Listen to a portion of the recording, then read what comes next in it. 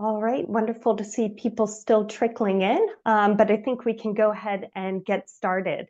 Good morning, good afternoon, welcome everyone. Thanks for joining us today. We are just really thrilled to have this great turnout as we launch our new Seed System Security Assessment course and discuss the value of these assessments to our collective work. Next slide, please. So to start us off, everyone must select a language, as we'll be having presentations in both French and English.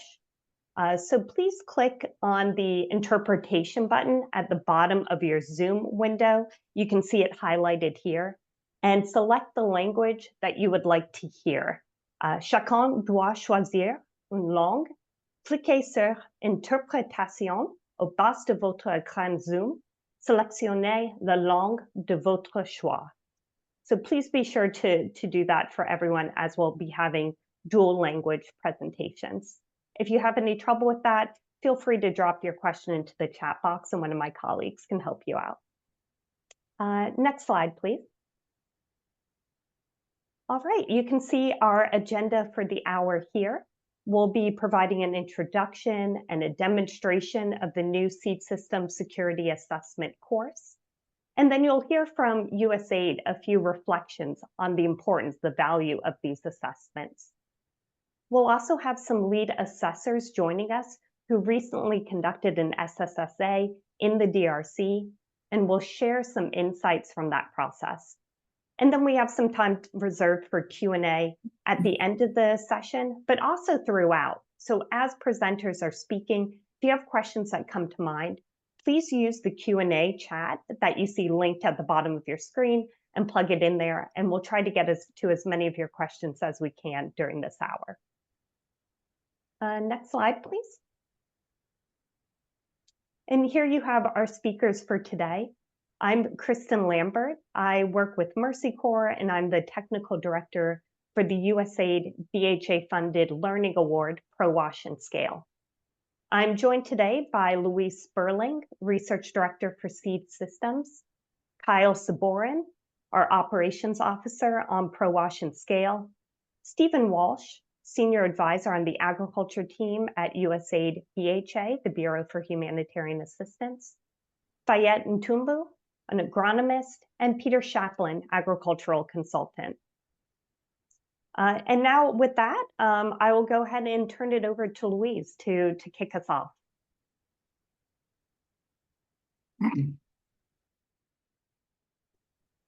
Okay, hello, good morning, everyone. Good afternoon, good evening.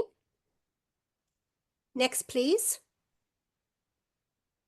Okay, today we're going to talk about Seed System Security Assessment and Response. The two should always go together, assessment and response.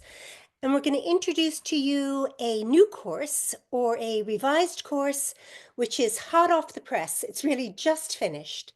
It is our pleasure to share it with you. Next. A quick overview. The course has 8 modules. It covers everything from seed system basics to practically how to organize an SSSA. It teaches you or helps you go through how to assess the need or demand, how to look at supply, and then how to decide the response. So it's very practical, and it takes 3 to 4 hours. Next. Just to remind you, next please. Oops, good. Just to remind you, why are we doing these assessments? Well, we need to do seed aid better. Seed assistance is rising. These figures have been very kindly shared by FAO. What you see, just put the arrow in if you can, Tori. What you see, so the next, what you see is that in a 6-year period, from 97 to 2003, seed aid increased 7-fold, from 51 million to 349 million. So that was about 25 years ago. Look at today, scroll to the bottom.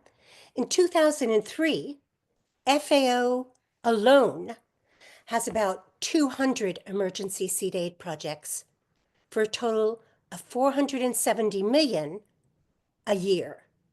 So the issue is seed aid is rising. Are we being effective? Next. Another problem why we're doing these assessments is that seed aid is being repeated in a large number of countries. And I know that many of you know this.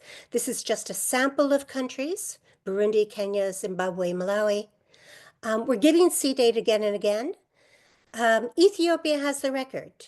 42 years of seed aid, largely in a row. So the issue now is, are we doing the assessments correctly? Are we doing the responses in a targeted manner? Next. Just to remind you, why seed? Why focus on seed? Well, food issues are different from seed issues. You know this, right? Look at these two statements. Households can have enough seed to sow a plot, but little food to eat. Or conversely, households can have adequate food, but lack access to the right seed needed to make plots productive. So food is different from seed, and food insecurity is different from seed insecurity. So we need a focused assessment. Next. So what have we really been doing in the field? Generally, there are 4 approaches. We don't do an assessment, and seed need is assumed. Food need is assessed, and seed need is assumed. There's a production drop, often in Southern Africa, and then we assume that seed need is assumed. And then there are lengthy surveys, and we decide what to do before the surveys are analyzed. So up to now, for many of us, assumptions, not evidence, are shaping response. And we want to move to evidence. Next. And thank you, Tori, for doing this. Next, please. Okay, we missed one. Go up. Good. So what are we assessing in a seed security assessment? Well, first we're looking at all the channels that farmers use, all of them. You have the formal channels, and those are the orange cylinders at the top. That's the government or the commercial seed companies. And these provide modern varieties, certified seed. Then we also have to assess the informal channels, and that's the purple. So farmers own stocks, their networks, the local markets.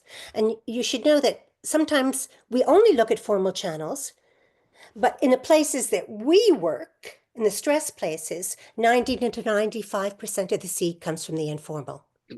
And then, of course, we look at the intermediary systems on the right, the community-based. All 3 of these need to be assessed in a rigorous assessment. Next. So once we've looked at the channels, we say, is there a seed security problem?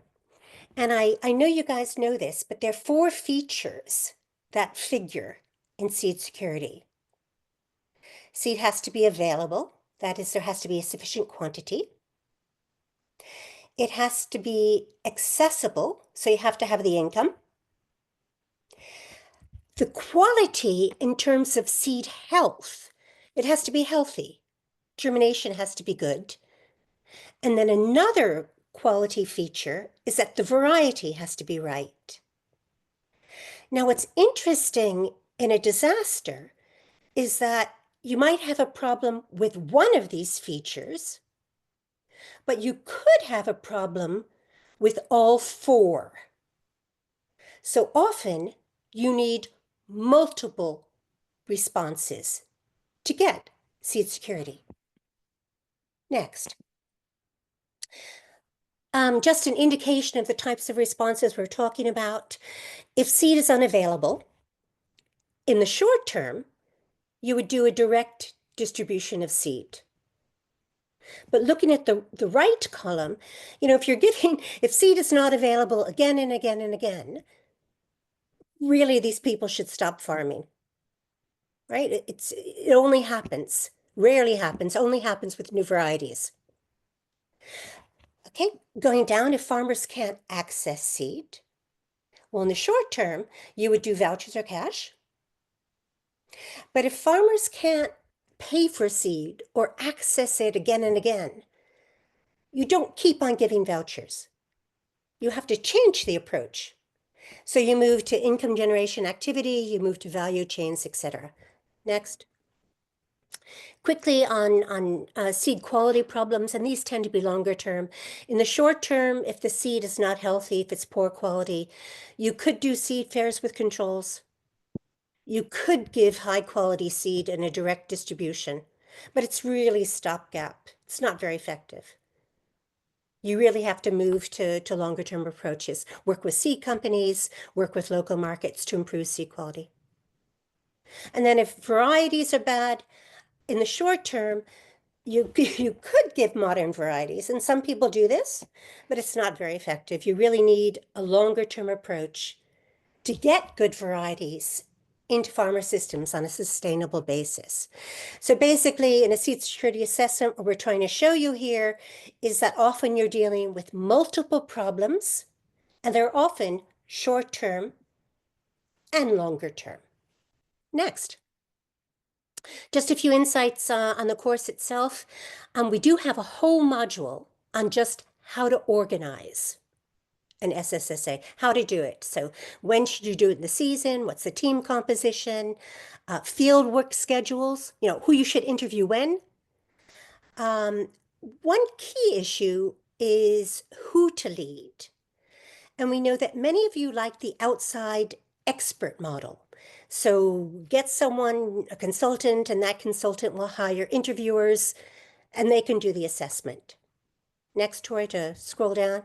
We greatly prefer the team model. That is that your own teams do the assessment. And this is for two reasons. It's your own teams who know the community, and also it's your own teams who are going to actually implement the findings. When we say your own teams, it's you, it's the ministry, it's the plant breeders, it's the seed service.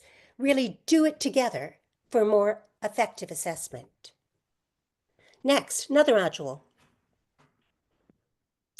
So we do look at the demand side. Where are farmers getting their seed?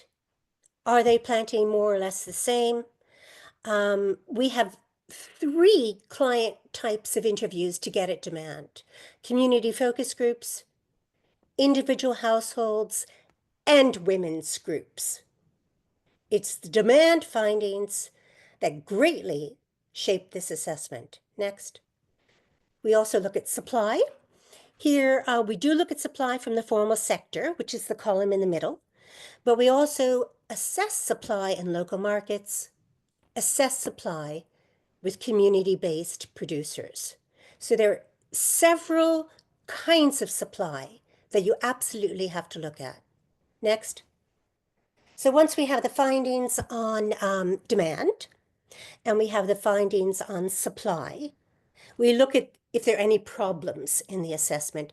And it's very interesting that in the 35 or so assessments that we've done, there tend to be a set of common problems. I mean, there are others, but there are a set of 7. And in a separate module, we look at these common problems, and then we help you work through what could the responses be. So for instance, for the acute side, the things that come up all the time, just so you know, is farmers don't have enough money to buy seed. That's one. Seed planting material of things like cassava and sweet potato is not available. And farmers can't get access to stress tolerant, like drought tolerant varieties. And these come up again and again. And we help you figure out what you can do next. Finally, a real fun part of the course is that we present you with real disaster scenarios. We look at Haiti, so the earthquake. In 2010, we look at Zimbabwe when the currency collapsed and there was a drought. And we look at Malawi, where there was a drought, but generally it's malnutrition and a lack of crop diversification. So 3 very different types of disasters. We give you the data on what the findings say, and then you decide what should be done in the short term, what should be the response in the longer term. It's very challenging, but fun. Next. A final note just on terminology. I know there's different terminology floating around. Some people say Seed System Security Assessment, so SSSA. I'm sure you've also heard Seed Security Assessment, SSA, and you've also heard Rapid Seed System Security Assessment, or SSSA. They're all the same. Just to be honest, all these methods and the tools basically are the same. The reason that we use the first SSSA is that we want to stress system, that you're looking at seed systems. You're not just counting seed. And the second reason is a very practical one. SSA could also be sub-Saharan Africa. So if you're doing a seed security assessment in sub-Saharan Africa, you're doing an SSA and SSA. Not very clear. Okay, finally on the first, and this is my final slide.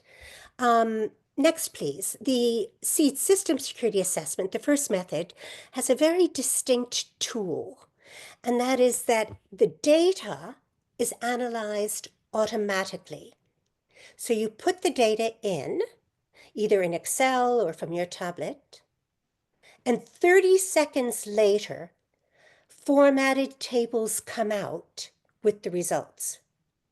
This means that in the field, when you're with communities, when you're with your teams, you can see the results and discuss them. So what we're doing basically with this assessment is we're trying to offer you a course that is accurate, that is rigorous, but also really fast. And in an emergency, we need to have fast results. Thanks. So now I was giving you something on the content, and I'm going to turn you over to my colleague, Kyle, because he's going to share with you how to really use this course, which buttons to press. Thanks, Kyle. Yeah, thanks for that, Louise. A couple of notes about the course. It is available at Disaster Ready, Relief Web, and on the Seed Systems website. I believe we're going to be putting it in the chat. Yeah, Tori already did. It's currently only available in English. However, FAO is exploring getting it translated to both French and Arabic. And as Louise was saying, it takes about 3 to 4 hours to complete. Now I'll be walking you through the e-course and demonstrating the functionality. Tori, if you want to pull up the video, yeah, cool. And so if you go ahead and start it, Tori, yeah. So a couple things, it only takes an email to sign up for the course. And once you sign up, you're sent a unique link for the course. And here you can see all 8 modules. The course starts by providing foundational knowledge on what seed security is and follows up with information on SSSAs and how to complete an assessment. This includes collecting and analyzing data. Then you'll learn how to take this information and use it to build effective programmatic responses. And this includes, as you'll see here in a sec, linking SSSAs to real-world examples and disaster scenarios. So as we open up the modules, we'll get a concise summary, and then we'll dive right into the learning. As you can see, this course has a lot of charts and graphics and useful visual tools that are all aimed at helping you learn. Here in a second, yeah, we are looking at individual households, community focus groups, and women's groups interviews to help get the client view. And a part of this is processing tips, which will help you guide your learning through modules like this. We've also included several interactive tools in this course. One such, which we'll show here in a sec, is flip cards. There's also interactive timelines, and there's drag and drop activities, This one specifically is helping you learn seed system terminology for those of you who might be less familiar with it. I was when I first took the course. So our aim for this course is to be engaging, for it to be easy to follow, while also giving you the knowledge you need to complete an assessment and use the information from that assessment. So next, there are a lot of resources within the modules, all the resources you need to carry out an SSSA and make sense of the findings. This course links to the seed system website where you can download the different country assessments. For example, here you can see the recent one from Central African Republic. And you can also access all the materials you need to complete your assessment and find any additional guidance you may need, even how to schedule day by day an assessment.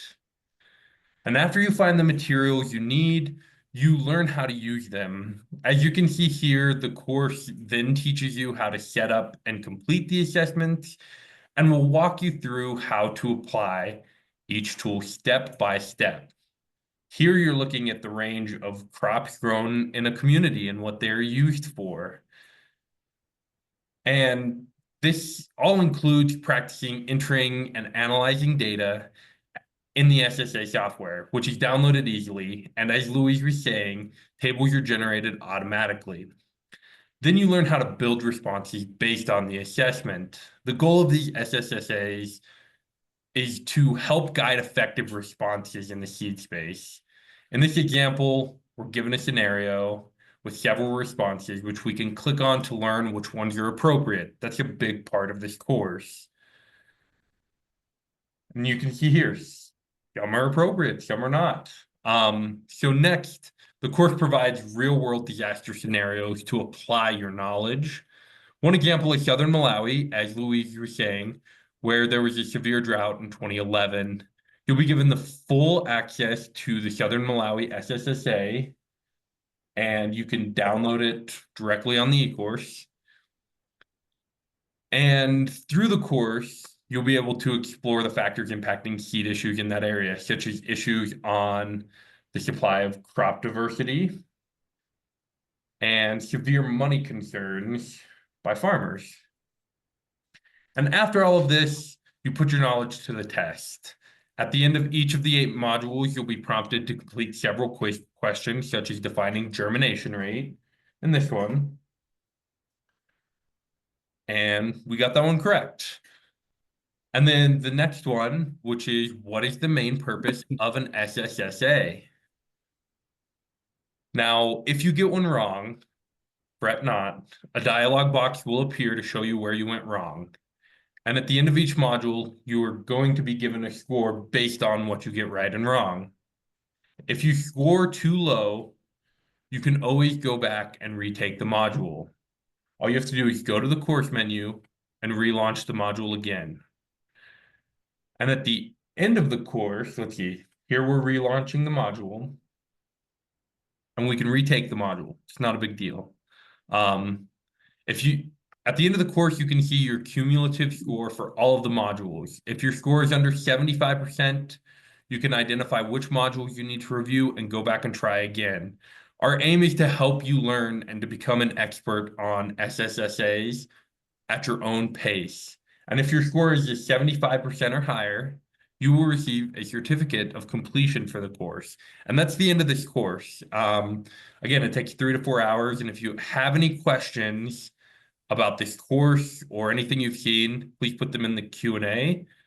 Let's all work together to do better seed security assessments.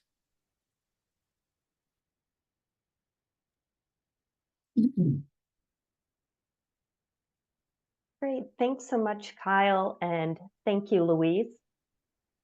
We have a quick question. Is the course freely accessible? And yes, it is.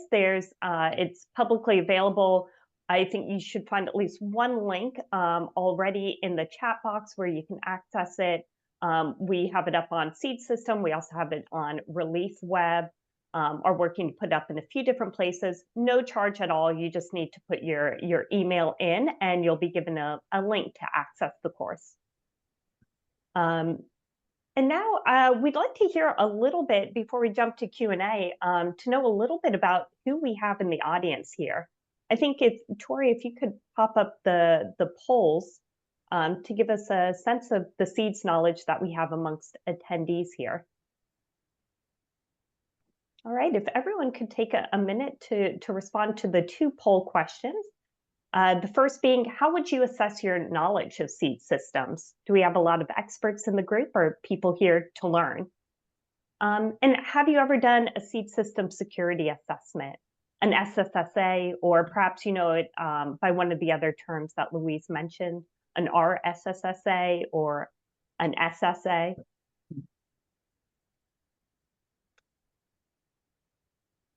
All right, I'm seeing the responses come in.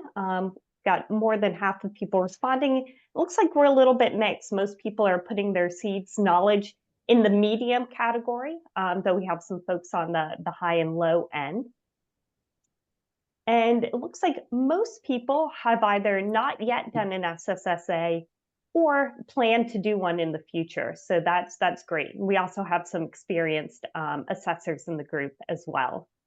So I think hopefully amongst all of these different knowledge levels and prior experience that you'll all find something useful to build on in this course. And then I think we've got a moment to just take a quick question from the audience, and I'll direct this to you, Louise. We had a question come in about quality seed. Is local seed good or poor quality? How would a partner differentiate? And I wonder if you could share some thoughts on that, Louise. Sure. So it's a great question. So local seed is mixed. Just to be honest, like formal seed is mixed. So with local seed, it might be the white variety, which is incredibly important, but might not be well cleaned. It could be diseased, but that would have to be looked at. So like everything else, you have to say, where was the source? How was it managed? And you could do a spot check. You could look at its germination. You could verify. So just a warning to all, and I can't really see the screen right now. I don't know if it's the same with others. I'm kind of in the a holder slide. With everything, you have to look at the quality and describe the screening measures and not assume one way or the other. Just to add that, formal quality seed, if it's managed poorly, so if it's stored poorly or transported poorly, it also might have concerns, right? So let's be open and let's actually screen.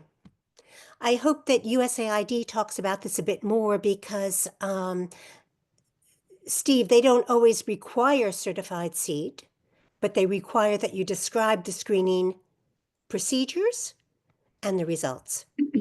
Hope that wasn't too long. Sorry. Oh, thanks for that, Louise, and fantastic question. And I'd like to encourage everyone again, as we continue in this webinar, feel free to drop any questions that come up in the Q&A box. And I think with that, actually, I'll turn it over now to Stephen Walsh, Agriculture Advisor with USAID Bureau for Humanitarian Assistance. Thank you.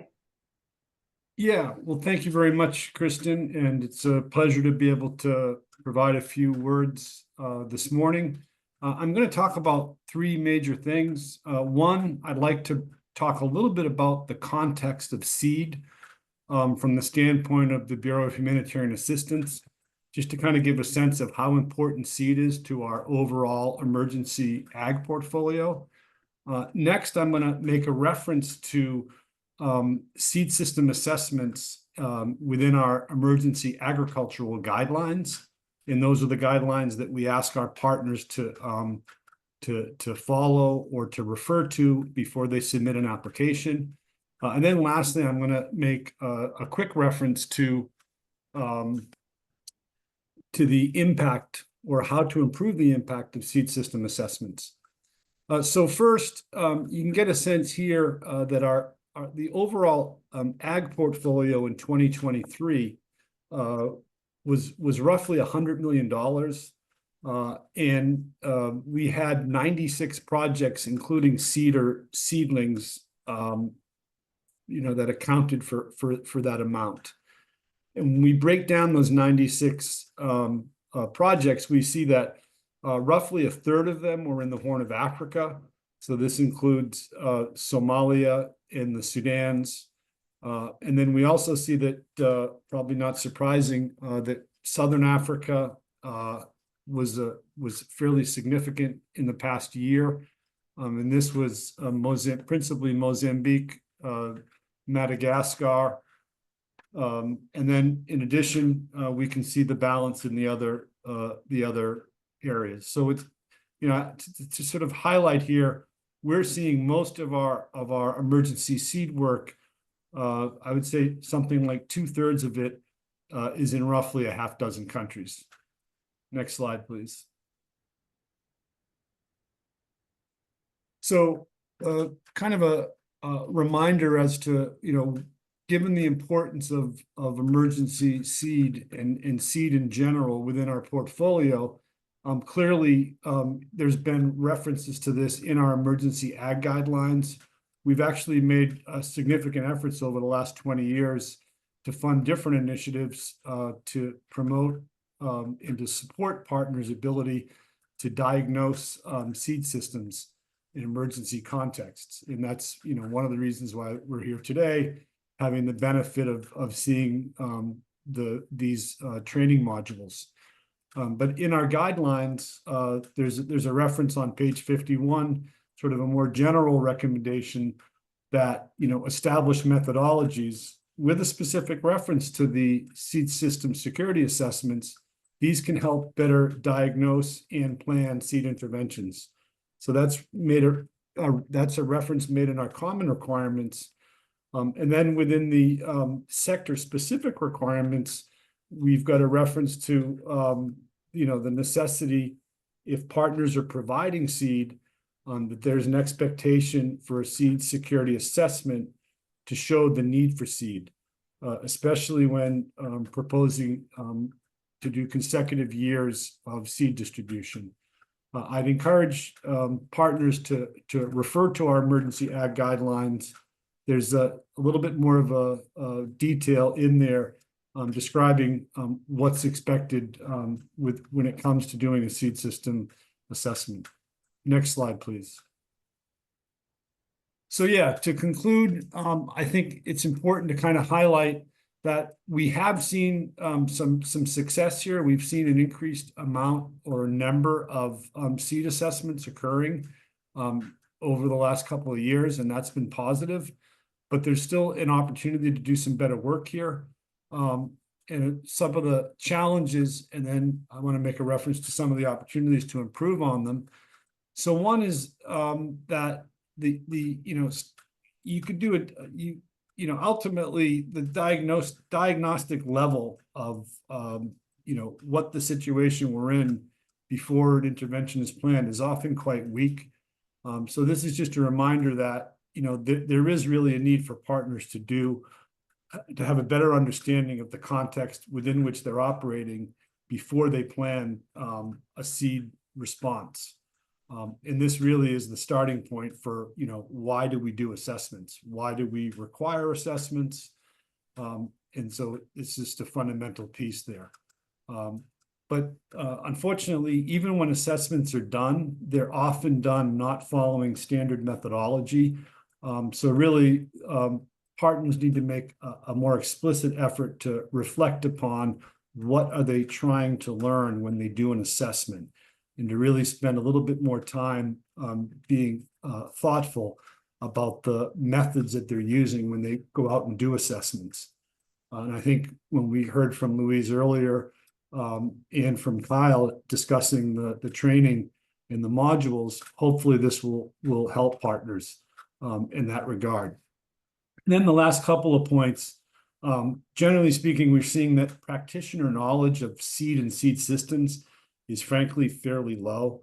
So even if you do an assessment and you have a series of recommended actions, the capacity of an organization to carry out those recommendations is often limited by the knowledge level of seed and seed systems. So it's just a reminder that, collectively, it's important for partner organizations to put more of an effort to raise their staff's knowledge of seed and seed systems. And then when it comes to doing post-assessment action plans, we've often seen that after an assessment occurs, the resulting action plan can be delayed. So the recommendation here is a faster track process so that action plans including key findings that are developed with stakeholders, that these can occur in advance of a final report coming out. And then sort of as a last point, ultimately, why do we do these assessments? Where the expectation is that we're going to do something different because we did an assessment. And we have seen cases where assessments have been done and the partner turns around and may end up doing the same sort of activities. So this is sort of a reminder to us that, when we do these assessments, the starting point really should be, we're here to learn. And then in the course of learning, there should be an increased willingness and openness to looking at different types of options in different responses and really showing that there's some behavioral change at the partner level in terms of what they propose to do following the assessment. So I'll stop there, and I just appreciate the opportunity for us to highlight the importance of seed and seed systems today. Thank you. Yeah, thanks so much for that, Steve. And I just want to if we could take just 1 minute. I see a great question came through, and I'd love to hear your thoughts on it. To what extent is there a concern that seed assessments exclude informal seed producers and suppliers and non-conventional crops as part of programming? Is there any effort to incorporate mixed cropping systems, agroforestry, or biodiversity? It's a great question, and I would say that, yeah, we're definitely open to responding to the underlying needs of farmers in emergency contexts. So, and yes, I would say, I think on the response side, I think there's a little bit less engagement in terms of acknowledging and working with the informal system than probably is actually warranted. So yeah, there's probably more space, more opportunity to work in that space, to acknowledge the opportunities with informal systems and to look for options to increasingly promote diversity. But ultimately, it's about, what are the underlying needs of farmers in an emergency context.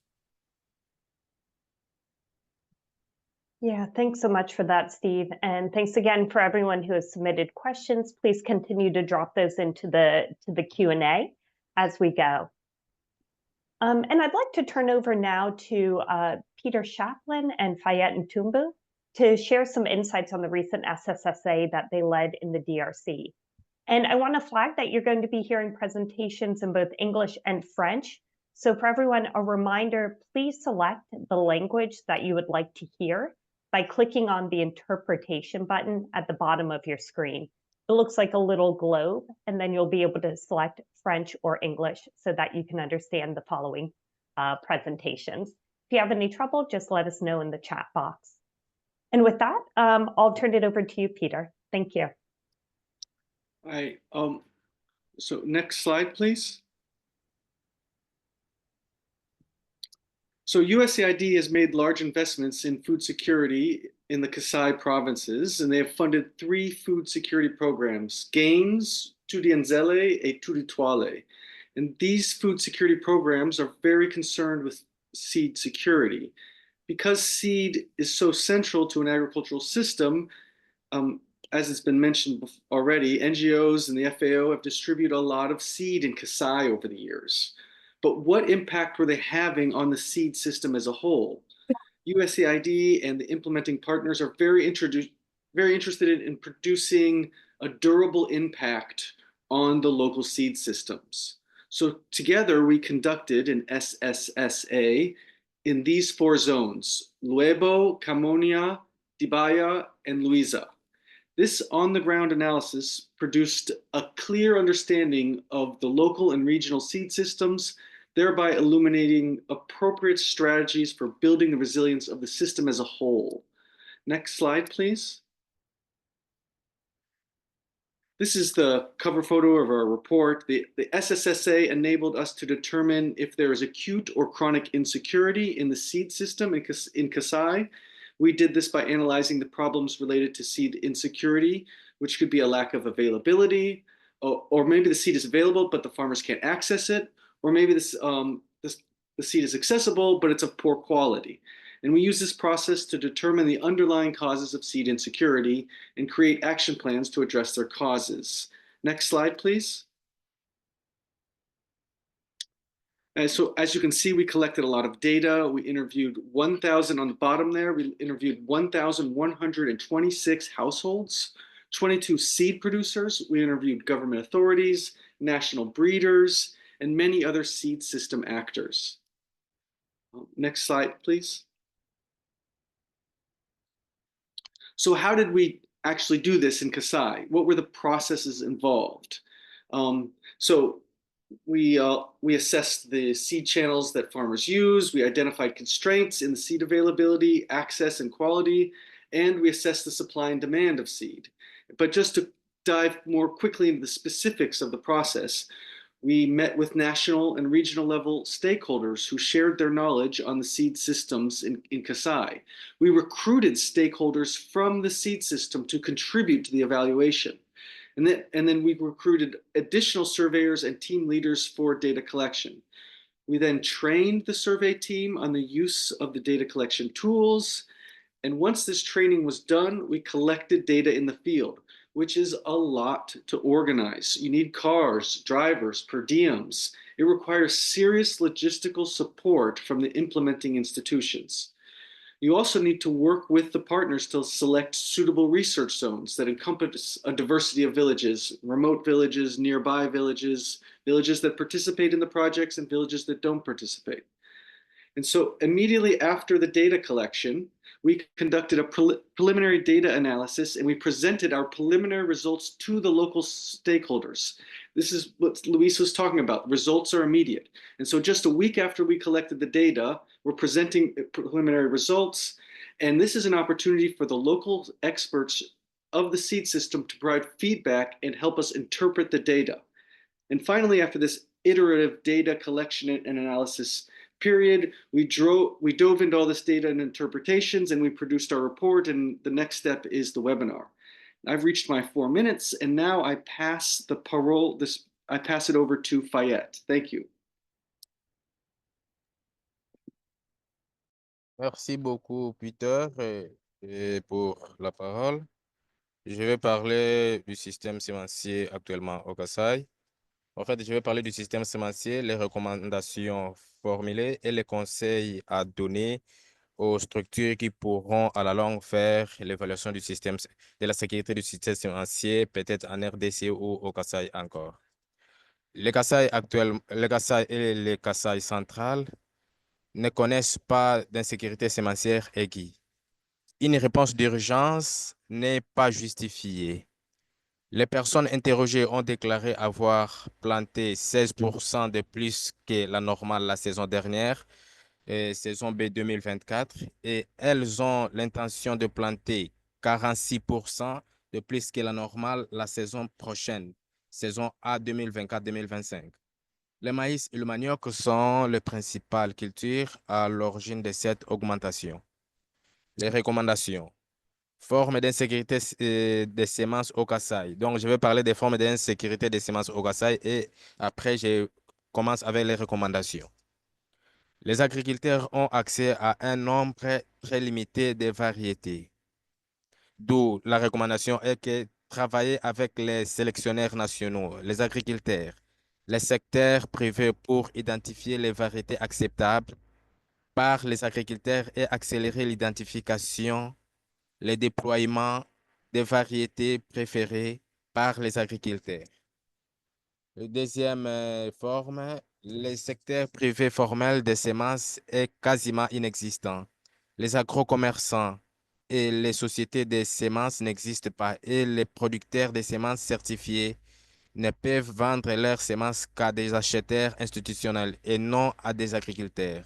Comme recommandation, identifier et soutenir les modèles de production de semences basés sur le marché. Encore, identifier les modèles de diffusion et de livraison qui peuvent atteindre l'ensemble des petits exploitants agricoles. Cela inclut des options telles que le petit paquet de semences, les options de livraison sur les derniers kilomètres, les foires aux semences et les bons d'achat. Orienter les activités vers les agriculteurs et les acheteurs. Les agriculteurs du Kasaï et du Kasaï central connaissent une insécurité sémencière chronique importante. La plupart des variétés améliorées dans la zone ont été développées il y a de cela 20 à 30 ans. Les agriculteurs ont accès à un nombre très limité de variétés. La qualité des semences est médiocre car les agriculteurs ont tendance à acheter des semences de mauvaise qualité sur le marché local et des vendeurs ont tendance à ne pas séparer les différentes variétés. Les informateurs clés ont indiqué que les problèmes de contrefaçon des semences sont endémiques. Le secteur privé formel des semences est presque inexistant. Les agro-commerçants et les sociétés de semences n'existent pas et les producteurs de semences certifiés ne peuvent vendre des semences qu'aux acheteurs institutionnels et non aux agriculteurs.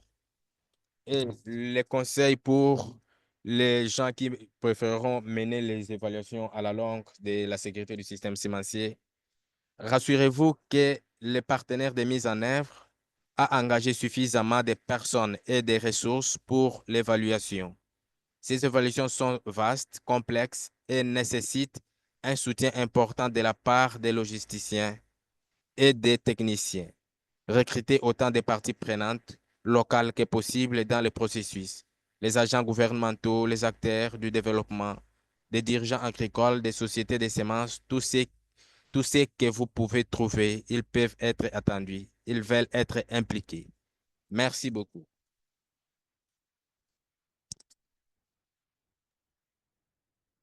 Great. Thank you so much for that great presentation, Fayed and Peter. And I think from here we can move over to Q&A. I see a lot of really great questions coming in from the audience. And so I wonder, Tori, yeah, if we might move to more of a gallery view and start addressing some of these questions. One that I would like to start off with and welcome anyone's thoughts is what makes a seed system security assessment a success? How can we say that we've had a successful SSSA?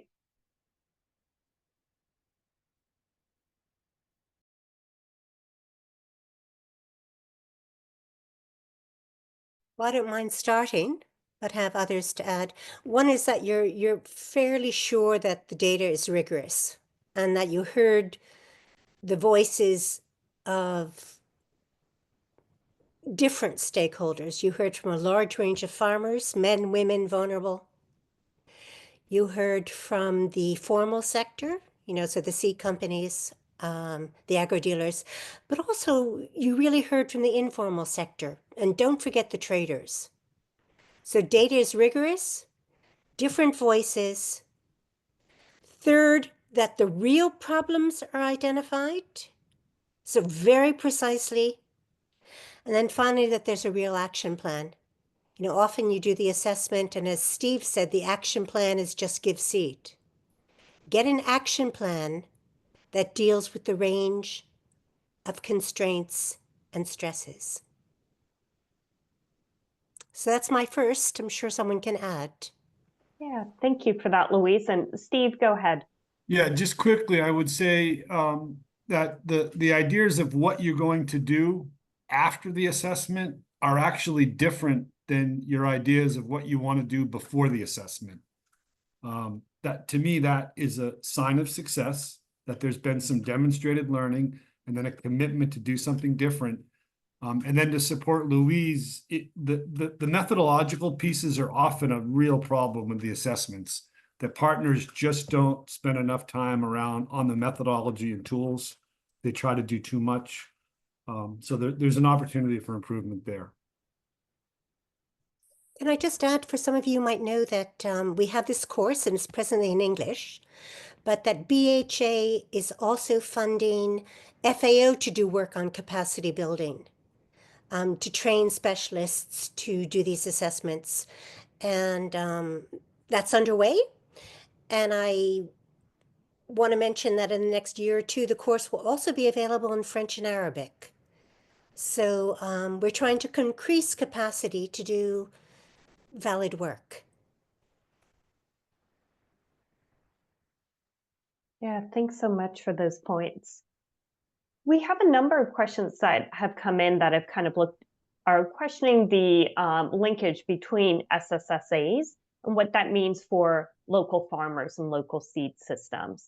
So if I could propose one of those, Deirdre asks, how can initiatives like this that focus on improving seed security also advance seed sovereignty, particularly in empowering local farmers to maintain control over their seeds and traditional knowledge? So I'm wondering if anyone might be able to reflect on that. So we don't interact within this course, and we're talking about the course right now, to make political statements or to favor different groups. Having said that, I think very unusually, we try to establish a neutral starting ground. And I say that informal systems get as much attention as formal systems. You know, local varieties are noted as well as modern, or what are sometimes called improved varieties.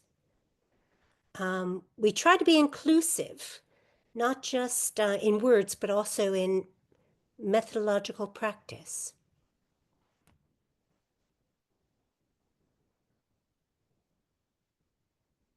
Yeah, thanks for that, Louise. Moving on to another question. I see one person has asked if we have a working relationship with the SEADS standards, SEADS standards for supporting crop-related livelihoods in emergencies. What does that relationship look like? Well, I don't mind taking that again, but I hope my colleagues come. So yes, we know SEADS very much support seeds. In fact, you might know that I was drafted the initial chapter on seed and seeds. What this course is doing is going more in depth on seed security per se. So seeds is a general excellent background, and we delve on seed security. And I should also mention that this group has developed 10 guiding principles for good seed aid, which is another webinar, which we are hoping will also be incorporated into further versions of seeds. So the short answer is great that seeds is there.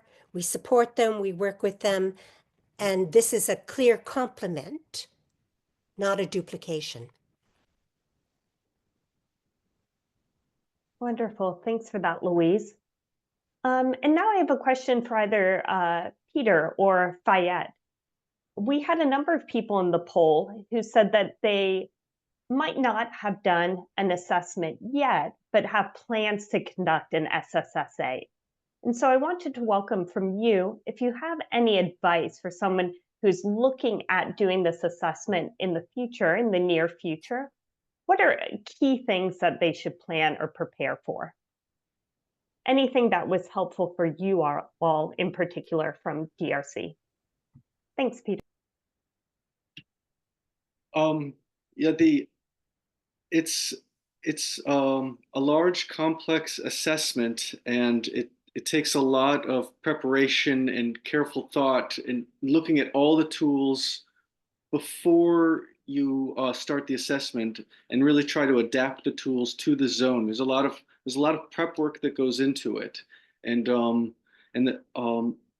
but And then I guess the other part would be working with local stakeholders and really getting them involved. The more the local stakeholders are involved, not just seed companies and national breeders, but farmer leaders of farmer associations, and just the more voices you have in this assessment, the better off you're going to be.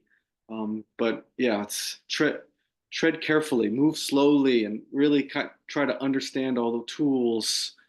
Yeah, that would be my immediate advice coming to mind.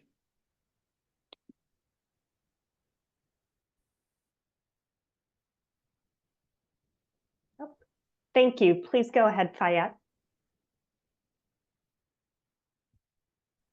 Oui, en dehors de ce que Peter venait de dire, d'impliquer les parties prenantes des services étatiques intervenant dans les secteurs sémenciers et non étatiques, il faut aussi tenir compte plus de l'aspect, l'accessibilité de la zone, dans l'aspect logistique, parce que, écoutez, en RDC, souvent, les zones un peu reculées sont difficiles à y accéder. Donc, adaptez votre système logistique selon les zones pour que vous ayez la facilité d'atteindre les zones où vous voulez mener les évaluations, et aussi, surtout, tenir compte des agents que vous allez recruter, parce qu'ils doivent maîtriser les langues de la zone pour que facilement communiquer avec la communauté, les autorités locales, afin d'avoir les bons résultats.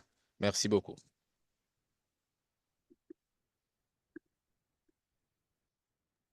Excellent points. And Louise, I see you have some additions. Please go ahead. Yeah, I just wanted to cite the work that Louise, looks like you went on mute. Do you Sorry, mind I just repeating? wanted to quickly say that Peter and Fayette have said how hard this was, but they did an amazing. Sorry, Louise, you went on mute. I think she was just praising the work of Peter. Well, no, what I specifically wanted to say is that they did 1,200 households, right? And all the others in 2.5 weeks, and had the results out. So this was a challenging assessment, but it was super fast. What took longer then was the action plan. But well done, guys. And it's possible to do something fast and rigorous. Yeah, thank you so much for that addition. And unfortunately, we have reached the end of our hour. And so I'm wondering, Tori, if you could go ahead. Yeah, I just want to point out some more ways that folks on this call can continue to stay engaged and to learn about seed systems. We've highlighted a few key resources during the webinar, but I want to note that there are many, many more tools and guidance materials out there, and more on the way. ProWash and Scale, we're planning to facilitate actually a cohort to go through the remote SSSA course together, and then gather together for troubleshooting, to ask questions, and to dig a little bit deeper. So if you aren't yet, please sign up for the ProWash and Scale newsletter, and you'll see announcements once we open up the application to join that course. I also want to flag a seed system. Louise Sperling is the research director for that. Seedsystem.org has a ton of fantastic resources. ISSD Africa as well is chock full of resources and has some action learning projects underway that will be of relevance to this group. If you could go ahead to the next slide, Tori. We also have, as Louise mentioned, the 10 guiding principles for good seed aid. I think is some principles that'll be really relevant and of interest to this group. We'll be sure to share out links to that and some of the other resources that you see here. The Seed Emergency Response Tool, the Context Analysis Tool, or the CAT, that's looking at seed systems in conflict settings, and there'll be more on the way. Next slide, please. And as I mentioned, I'd really encourage you all who are interested in this topic to peruse seedsystem.org. One of the most, in addition to the tools and resources you'll find there that complement the course, a really compelling resource that's available here is a library of all the recent SSSAs that we've managed, or that Louise has managed to get hold of, organized by country, which I think is just an excellent reference for programming in those areas. So I encourage you to check that out. So just in summary and closing, I want to thank you all again for joining us and for our speakers. There are just a lot of tools and resources out there, not just the course for completing the SSSA itself, but just as importantly, the guidance and the learning opportunities that can help you translate these findings into more impactful seed programming. And that's what this is really all about in the end. So with that, thank you once again. Please take a moment and complete the evaluation form that you'll see dropped into the chat box. We'd love that feedback. And we hope to stay in touch with many of you as we continue our learning on this topic. I've got a lot of questions about sharing the recording. We'll be sure to share that out along with the slide deck and links to some of these relevant resources to assist you in the next steps. So thank you all, everyone. Really appreciated the discussion today. Thanks for our presenters for sharing their knowledge with us. And that concludes our event. I hope everyone has a wonderful day or evening and a very happy holidays.